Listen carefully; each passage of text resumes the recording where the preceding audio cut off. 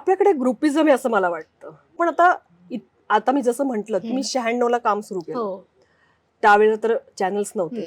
फक्त म्हणजे सह्याद्री आणि नॅशनल हे दोनच चॅनल्स होते.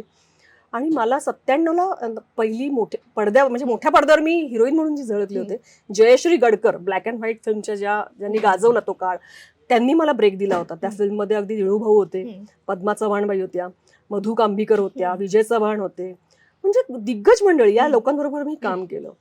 पण फक्त एवढंच झालं की मी ती कोल्हापूरला मी फिल्म केली.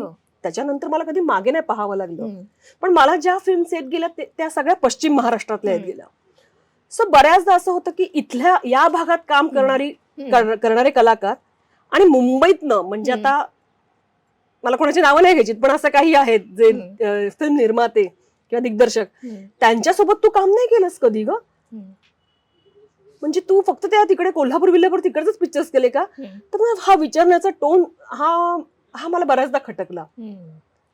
आणि अशा व्यक्तीने विचारावा, अशा कलाकारांनी विचारावं की त्याने दोन्हीकडे काम केलंय. जर तुला इकडचं खटकत असेल तर माझं म्हणणं एवढंच आहे की तू मग का केलं या फिल्म्स? बरोबर. मग एक तर तुला फक्त पैसे मिळत होते म्हणून तू केलं असशील. त्यावेळेला म्हणशील तर माझ्यासाठी काम मिळणं आणि लोकांपर्यंत आपण पोहोचणं गरजेचं होतं. कारण मला माझं नाव, मी म्हटलं ना, काही फॅमिली बॅकग्राऊंड नव्हती ना, काही नाटकात कधी आले नव्हते. सो मला काम मिळणं गरजेचं होतं की एका ठिकाणी गेले तर 4 लोकांच्या ओळखी होतील, त्यांच्याकडनं आणखीन कुठेतरी काम मिळेल. असं करत करत मी काम करत गेले. सो मला त्यावेळेला असं वाटलं की हे असं काय बोलतात की तू ह्यांच्याकडे काम नाही केलं, तू ह्यांची कधी फिल्म नाही केलीस. तर मला असं होतं की हे नका करू, आम्ही काम केलं ना. आज बाहेर पडल्यानंतर नक्कीच खूप नाही पण 4 लोक तरी ओळखतात ना. म्हणजे ही काहीही बॅकग्राऊंड नसताना स्ट्रगल करून इथपर्यंत येऊन आम्ही आमची एक ओळख निर्माण केली.